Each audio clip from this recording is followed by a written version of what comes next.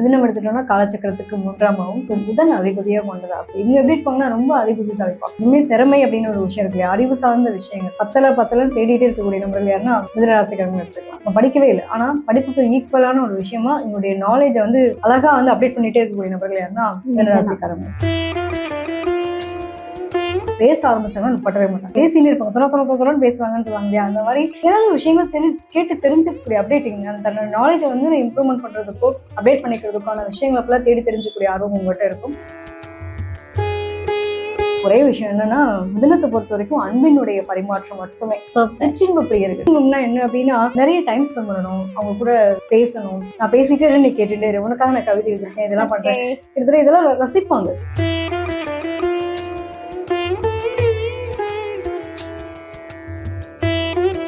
மிதுன ராசி என்பர்கள். சோ மிதுன ராசி என்பர்களுடைய குணாதிசயங்கள்லாம் எப்படி இருக்கும்? மிதுனம் எடுத்துட்டோம்னா காலச்சக்கரத்துக்கு 3ஆம் பாவம். ஸோ புதன் அதிபதியாக கொண்ட ராசி. இவங்க எப்படி இருப்பாங்கன்னா ரொம்ப அதிபுத்திசாலி இருப்பாங்க. எப்பவுமே திறமை அப்படின்னு ஒரு விஷயம் இருக்கு இல்லையா, அறிவு சார்ந்த விஷயங்கள் பத்தலன்னு தேடிட்டே இருக்கக்கூடிய நபர்கள் யாருன்னா மிதுன ராசிக்காரங்க எடுத்துக்கலாம். ஸோ எப்பவுமே வந்து இவங்க ஒரு தனித்துவமா தெரிவாங்க. எப்படின்னா நாலேஜ்ல. ஸோ ஒரு கூட்டமா எப்படி ஒவ்வொருத்தவங்களுக்கு ஒவ்வொரு மாதிரி இருந்தா பார்த்தோன்னே வேகமா இருப்பாங்க, ஒருத்தவங்க ரொம்ப அழகா இருப்பாங்க அப்படின்னு சொல்ற மாதிரி இவங்களுடைய அறிவு சார்ந்த விஷயங்கள்ல இவங்களை வந்து ரொம்ப தனித்துவமா நல்ல படிப்பாளிகளா இருப்பாங்க.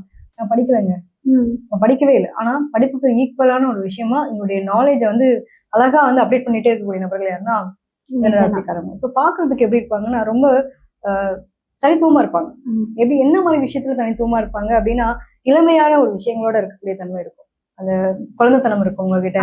நம்ம இன்னும் கொஞ்ச நேரம் அவங்க கூட டைம் ஸ்பெண்ட் பண்ணலான்ற அளவுக்கு தோணும், பேசிக்கிட்டே இருக்கலாம்னு தோணும்.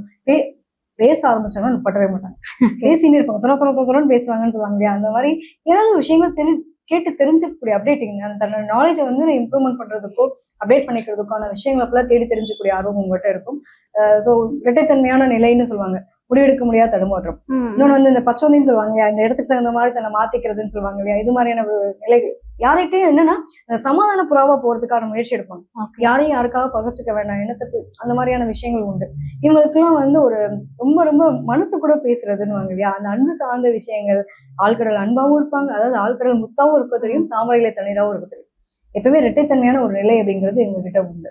இந்த இரட்டைத்தன்மையான நிலைன்றப்போ நீங்க சில விஷயங்கள் எடுத்துக்கலாம். ஆழ்கடல் முத்துன்னு சொன்னேன் இல்லையா, உருகி காதலிக்கிறது இவங்கதான். நீ இல்லைன்னா இன்னொரு பிள்ளை போ அப்படின்னு தூக்கி போட்டு போறது இவங்கதான். ஸோ ரெண்டு எக்ஸ்ட்ரீமான நபர்களாகவும் உங்களை பார்க்க முடியும், அவங்களுடைய ஜாதகத்தை ரீதியா பொறுத்தது. அதே மாதிரி வந்து வயசாயிட்டு கூட நான் தனக்கான நிலைகளை இப்படிதான் நான் இருப்பேன் அப்படின்னு நிலைகளோடு இருக்குது. கிட்டத்தட்ட இவங்களுக்குலாம் பொய் சொல்லவும் தெரியாது, பொய் சொன்னாலும் மாட்டிப்பாங்க. உடனே யாரா பொய் சொன்னா இவங்க கண்டுபிடிச்சிருவாங்க.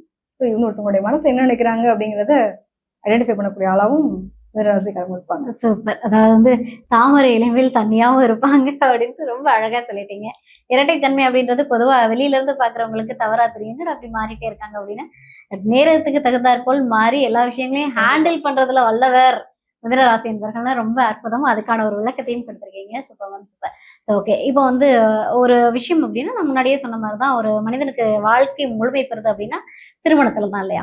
ஸோ கண்டிப்பா நம்ம இந்த விஷயத்த பேசி ஆகணும்.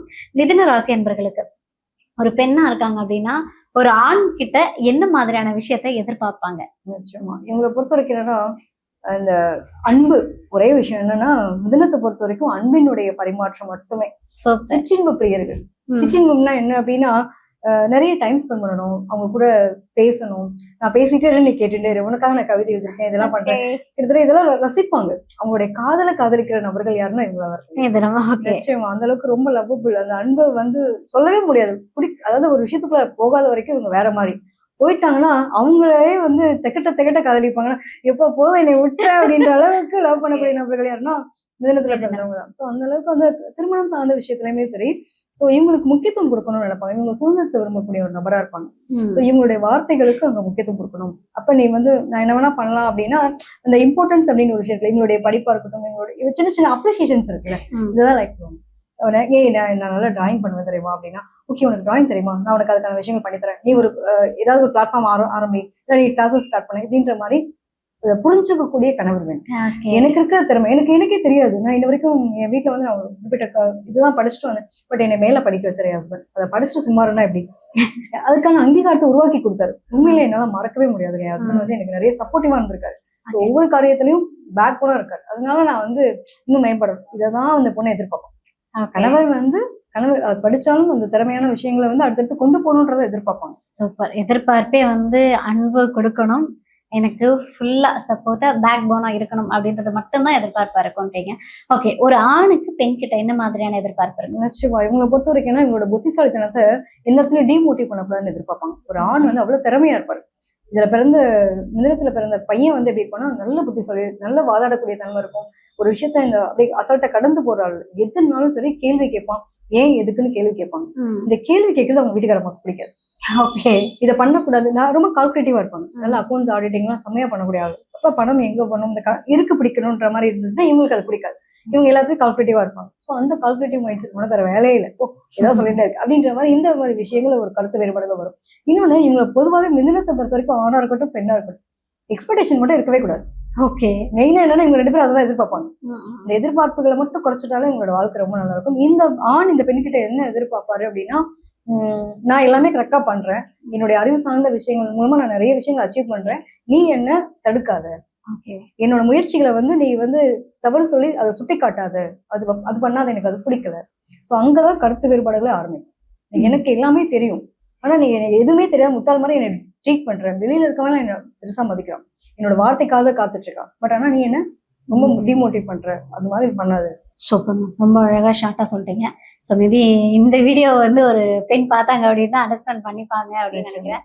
அருமை. ஓகே, மிதுன ராசி என்பவர்களுடைய இந்த விஷயம் வந்து ரொம்ப பலமான ஒரு விஷயமா உங்களுக்கு ஹெல்ப்ஃபுல்லா இருக்கும்.